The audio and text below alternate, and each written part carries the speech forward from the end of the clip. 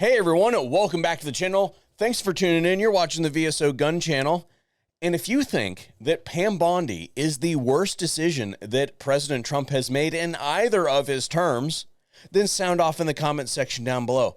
I cannot stand this woman. She is so bad at her job. It is astounding.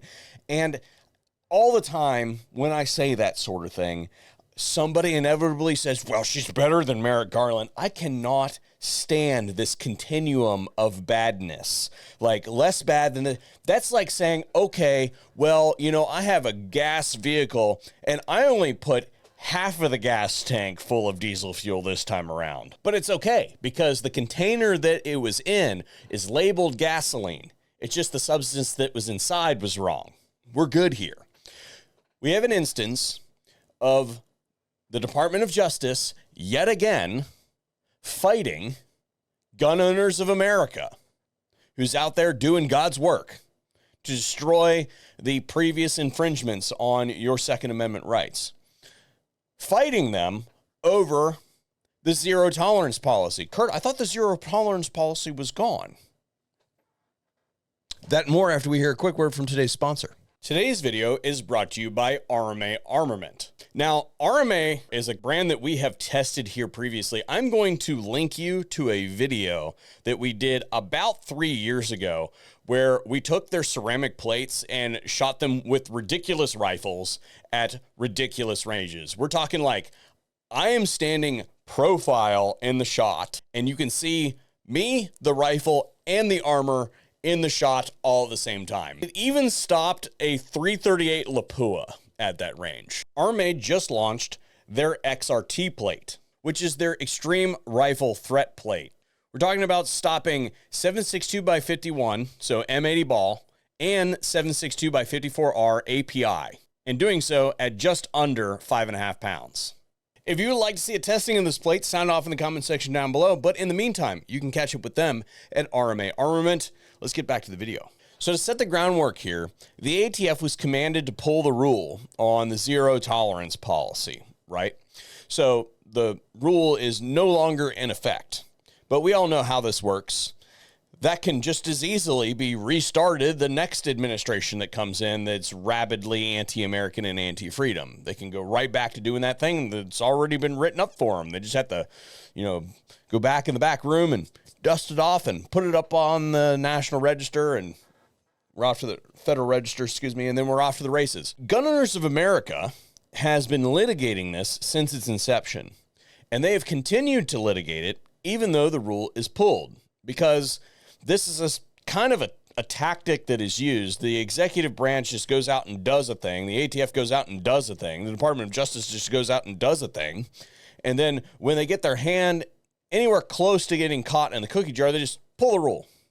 Say, oh, it's moot. We were wrong. Our bad. All to prevent a lasting precedent from taking place. This is agents of the forever government that we're talking about. In fact, the courts recognize this for what it is, and just because a rule is pulled does not necessarily mean that a case is over or that it has been mooted.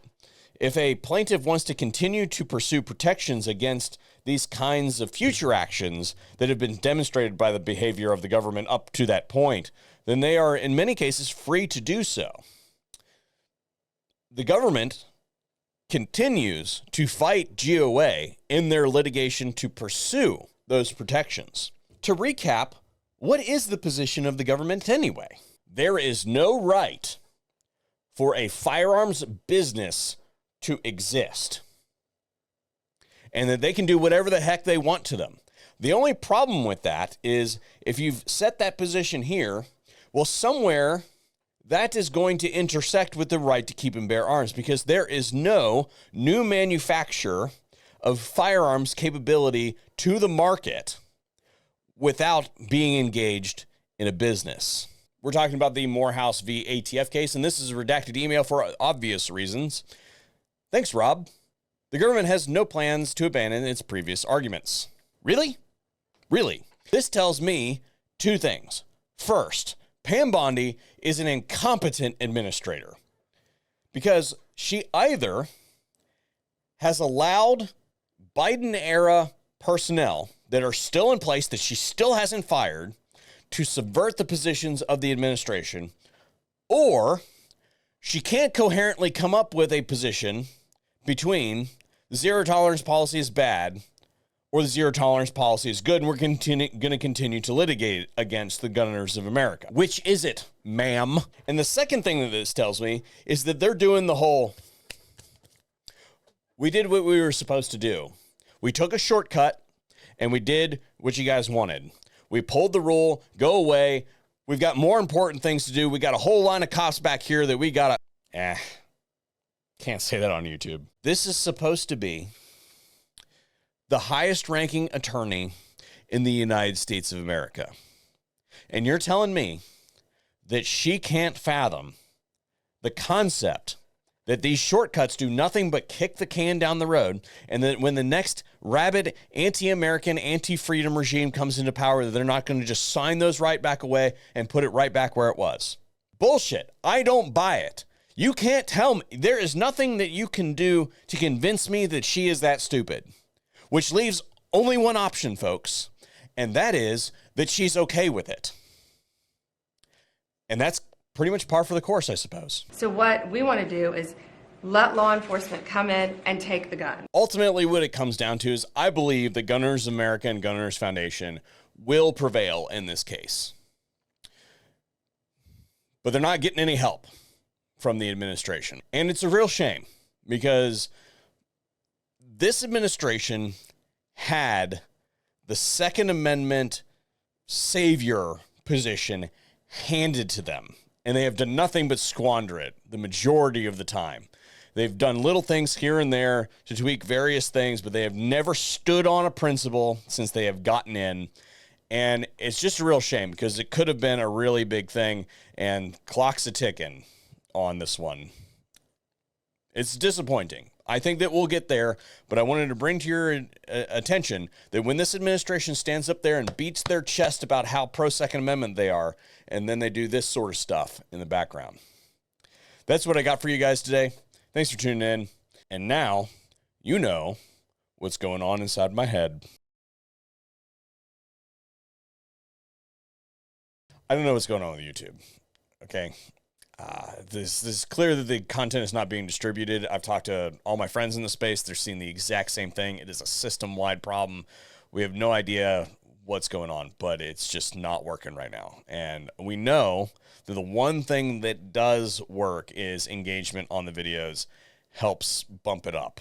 And while the system is broken and that's the only thing that's working, I would ask you, if you feel so inclined, got a couple seconds, hit the like button, leave a comment down below, even if it's just an emoji in the comments, and share it out on platforms like X and things like that. It gets the word out and it helps me out tremendously. You have no idea how much it helps.